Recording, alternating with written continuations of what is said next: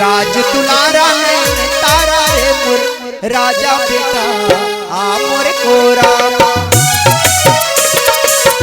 राज दुलारा ने तारा रे मोर राजा बेटा आ मोर कोरा आ मोर कोरा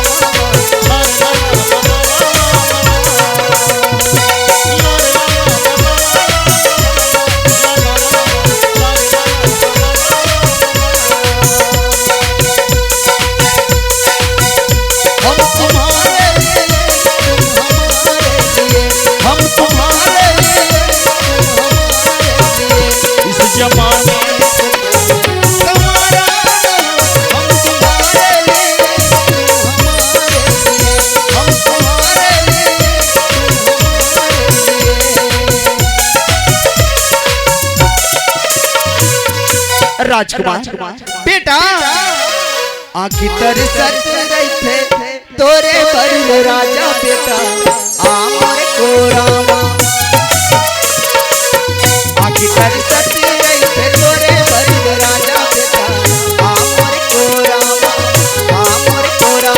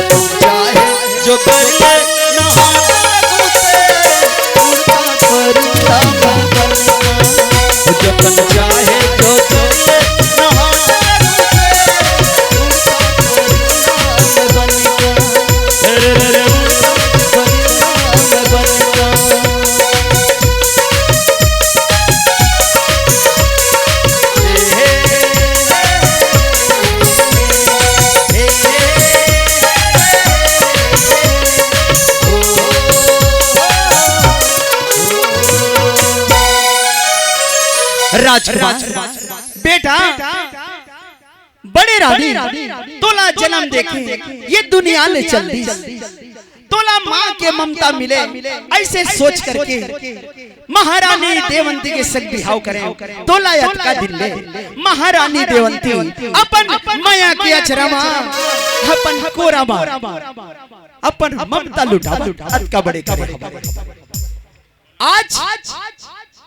ओकर कोरामा सुंदर राजकुमार मधु कुमार तोर छोटे भाई पर एक चिंता है मनमा कैसे न काबे पार जिंदगी ला विधाता मोर सुख के डोंगा